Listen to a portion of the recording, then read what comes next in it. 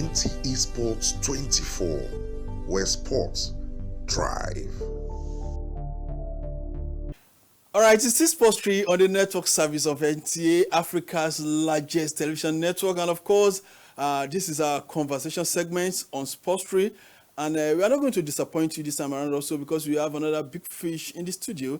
It was here a few weeks ago, and it was just explosive. And of course, I have GDO here from the organizers of the Lagos City Marathon. You're welcome to Sports 3. Thank you so very much. All right, I'm a proud journalist coming from Nigeria, being residing in Lagos, being a Nigerian, and we have that fantastic show. Yes. How did you do it? Lagos, the 11th edition of Lagos City Marathon. How did you do it? That's an interesting question. I know that people would want me to begin to say, oh, the team, but I'll first of all give thanks to God. That's great. I'll first of all give thanks to God. And that is because Lagosians, let me even put this out there, Lagosians do not know that the Access Bank Lagos City Marathon could easily have been cancelled hours to the race. There was a rain that fell the midnight that dawned rain morning. That's true. Trust me, I don't know how it was other places, but inside the Eco Atlantic, the finish point where all the setup had been done, in fact, we were good and ready to go. It was a storm. It was a catastrophic storm. I think I witnessed it. I was there. Oh, good. Yes, I was. It was a catastrophic storm. Winds that were pulling entire tents, flinging them across distances, pushing down full-grown adults, messing up the activation area. It was, at some point, from the human perspective, I personally believe at some point that in this marathon was probably not hold anymore. It will have been due to, the marathon was postponed due to bad weather There's a precedent with the South African marathon from a couple of years ago, where 2 hours to the marathon they cancelled. So for me, it's about God's providence and mercy, and then the stoicism of the team to refuse to give up. That in spite of all of that catastrophic weather, by 5-6 in the morning, they were still drizzling, but members of the team, we picked ourselves up. We said the show must go on. We're able to. And something also, I noticed something. Yes. When the race was about to start. Yes. The rain just naturally began to dissipate.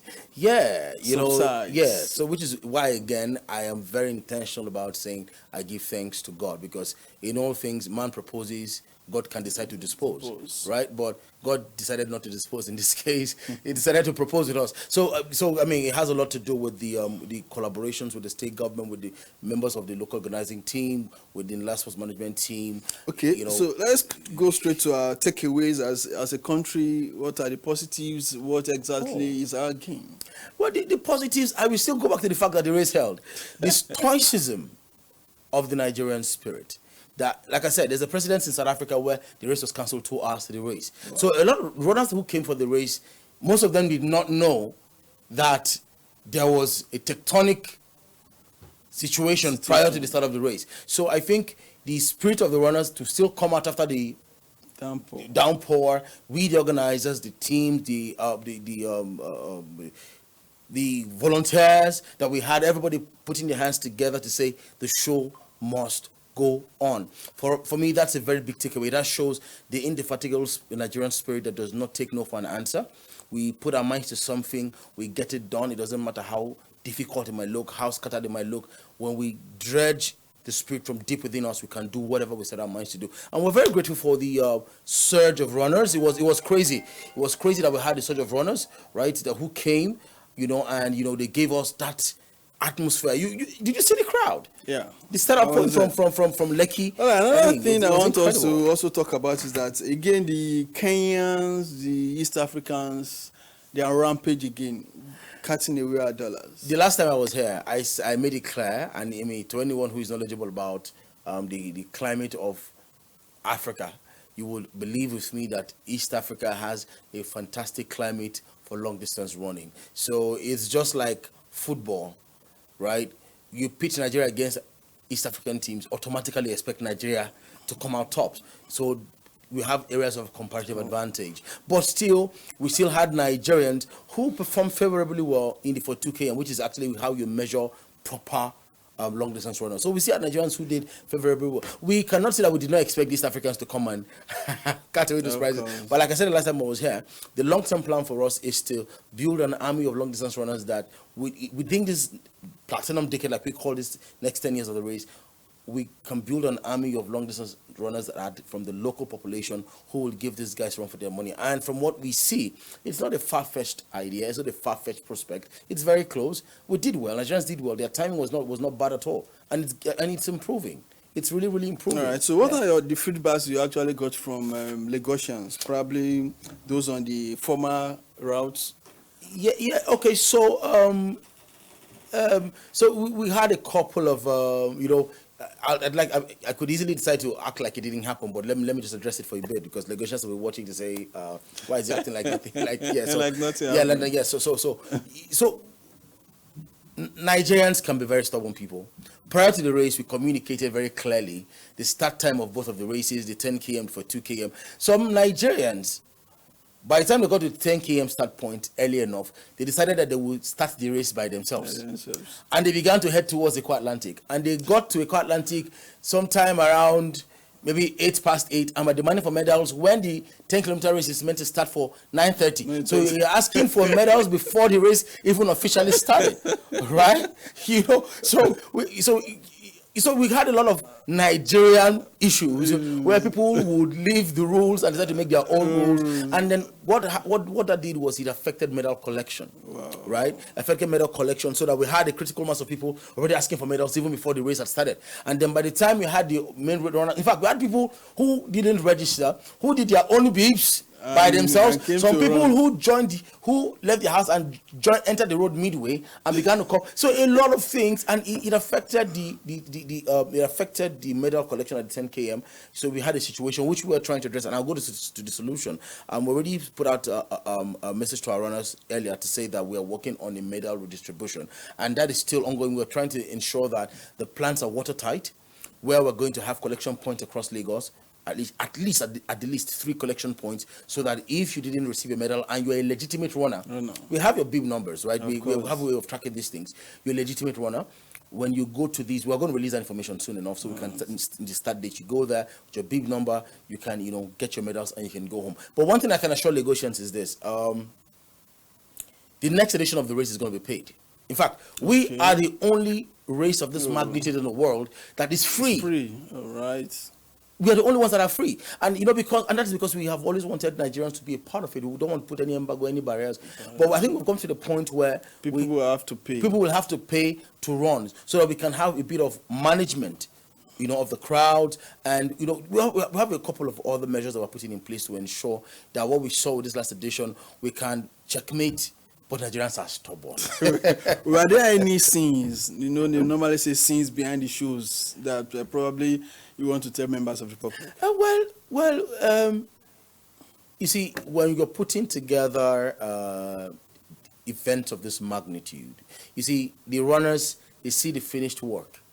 We are the guys in the engine room. Okay. We know the shaggy that we see during the putting it together, having to put together that large team, over 3,000 people helping in the organization. So of course there are all of those things, but the major thing was the weather prior to the start, and then the situation at the 10 km. But we are very great. I think the most critical for us is that we're very grateful that there were no major injuries. Yeah, of course, there was a situation.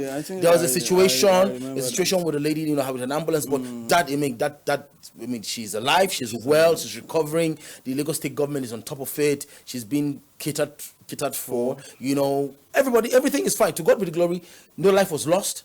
Everything ended well, apart from the skirmish here and there, which we're trying to deal with. Right. But ultimately, it was a success. In fact, for 2 km, we received some of the best responses especially for the for 2 km. It was a clean, Across the beautiful globe. finish. Yeah, even from Lagosians across the globe, the 2 km was a wonderful, fantastic finish. The 10 km was one that had a bit of issues with the medal collection, which we're dealing with. But ultimately, I would say we had a good race. Fantastic We race. had a good race. Yes. Any outstanding athlete that you might think we need to mention on this program? Probably a young athlete, a And well- professional runner, or Well, that was just outstanding?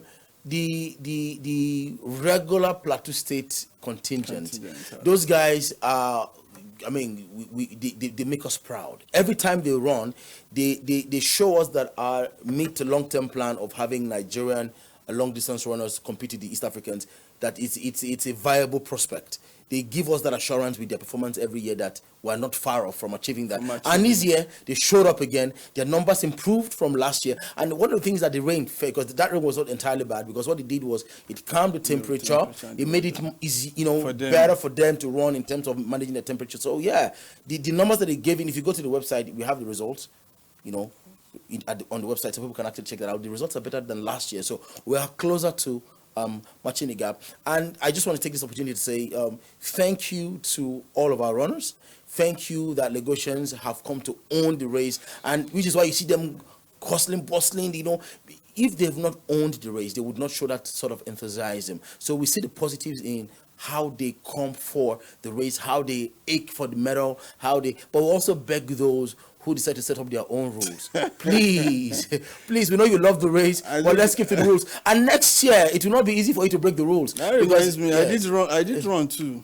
Yes, I ran. You ran. Yes, I didn't collect any money. But again, like I set my own rules. Well, like I said, guys, just very, very important, very important.